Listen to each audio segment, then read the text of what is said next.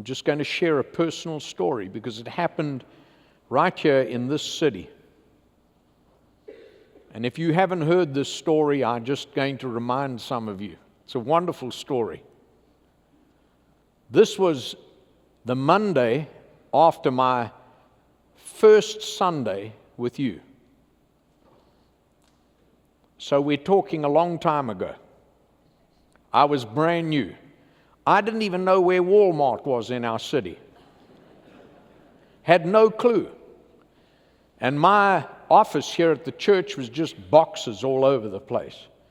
Brand new, my wife and I and our 3 younger children had just answered God's call, moved here from the great city of New Orleans, Louisiana. And you were all just hearing my Louisiana accent for the first time.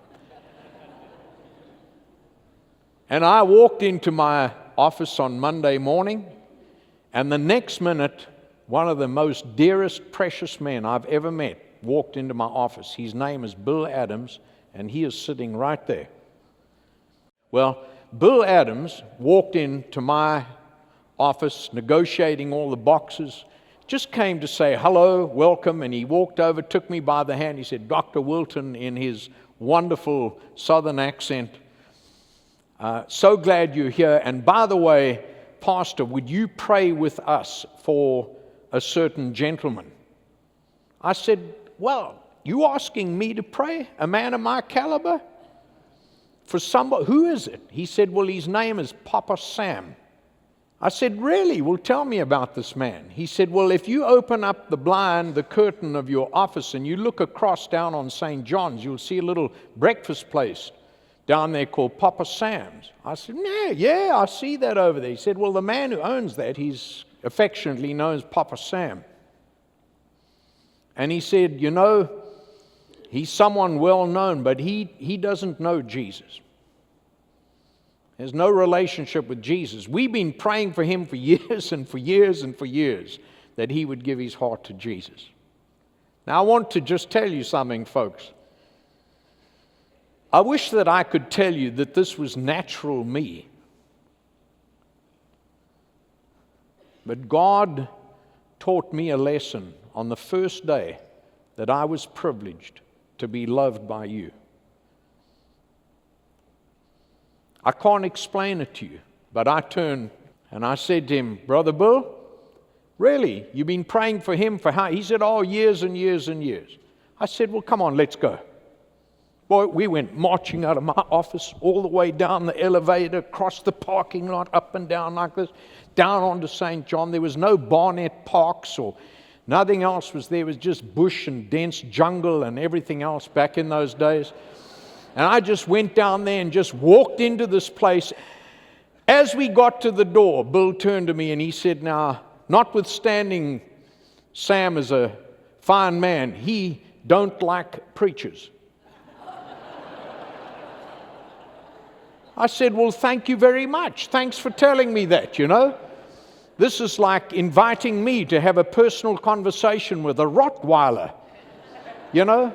I mean, this is getting worse and worse. Well, we walked in there, and you'll remember Bill, he was standing right there at the doorway, and as my memory serves me, he was a big man, and he had on these kind of overall type things, and he had his fingers in the straps. And Bill said, Sam, this is our new pastor. I can only tell you God had something to do with this, because I looked at this man, never met him before, didn't know him, I'd never been into that place. And I said to him, Mr. Rhodes, could we meet somewhere privately? He looked, spluttered, looked down at me.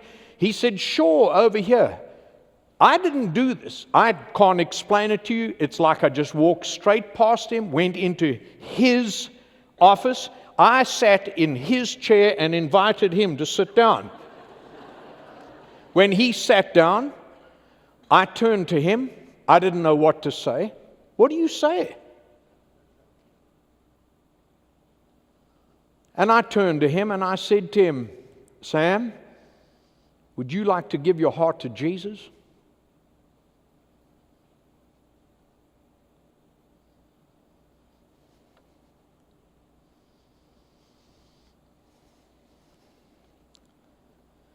He looked at me. He began to seemingly look like he was tearing up, and he said, "I sure do, preacher." I didn't know what to do. I reached into my jacket pocket. I was looking for notes. What was my next point? Where do I go? Which is the next verse? How am I going to say this properly? I looked over at Bill Adams. I said, "Well, amen, Bill." And Bill said to me, "Well, amen back to you." And I said, "Well, amen to you," and amen back. And we went amen backing and forth. And finally, I didn't know what to say. And we were all standing there. So then I said to him, "Well, Sam, why don't we just get down on our knees?" You don't ask a big man like that. I mean, he got down on his knees with us like this. And I said to him, "Sam, why don't you just tell Jesus all about it?" Folks, you never ask a man who hasn't spent a lot of time praying just to have a public prayer. Or so I thought. And he began to pray the most discombobulated, mixed up, not in order, didn't have any kind of, it just began to flow from this man's heart. And in between what he was saying were what I would call not entirely the most savory use of language that you would use. Not overtly bad, but just conversational, not the best kind of language. And the first time it came out of his mouth, I was like this. Have you ever seen a peeping preacher? And the first time I heard blankety blank come out, I went like this.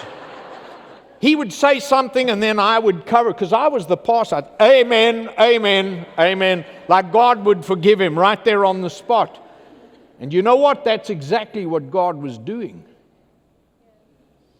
I tell you, when that precious man got up from his feet, the tears were flowing and God was in the house, and it was something I couldn't even begin to imagine. And that Wednesday night, we had a prayer service in the dining hall of First Baptist Church in Spartanburg, and the place was filled with people. And I was the brand new pastor. This was my first Wednesday, and I had to impress everybody at the church. And all I did was at the end was to close it, and I got up on that rickety little pulpit area down there in the dining hall, and I leant up against it, and I thought, now I've got to say something to impress these people. And I said it. I said, just before we close tonight, I wonder if there's anyone here who would have a word of testimony to share with us. And all of a sudden, in the back road, Sam Rhodes stood up and started to come down the aisle, and I went into a state of panic. I wanted to say to him, "Excuse me, you go back to your seat right now, this minute. Nobody in a Baptist church comes forward unless we're singing Just As I Am." I don't even hear the instrumentalist. Steve Skinner is silent there. You go back right now. Don't come, don't come, don't come. He came all the way up to the platform and he leant against that pulpit, and I knew he was going to do it. And he leant on that pulpit, and many of you were there, and he said, "I just want to tell you, I can't thank you enough for praying for me. I can't thank you enough for this preacher and Bill Adams coming to my place, because I gave my heart to Jesus, and I want you to know I have never felt so blankety blank good in all my life."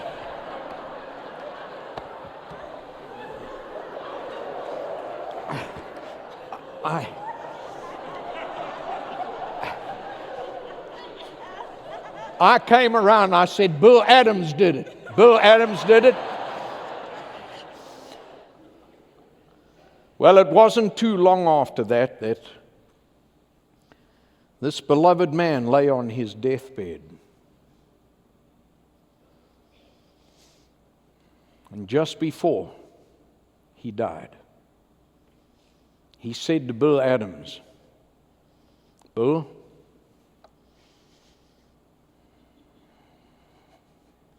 I want you to make sure you go back to that pastor and just say thank you.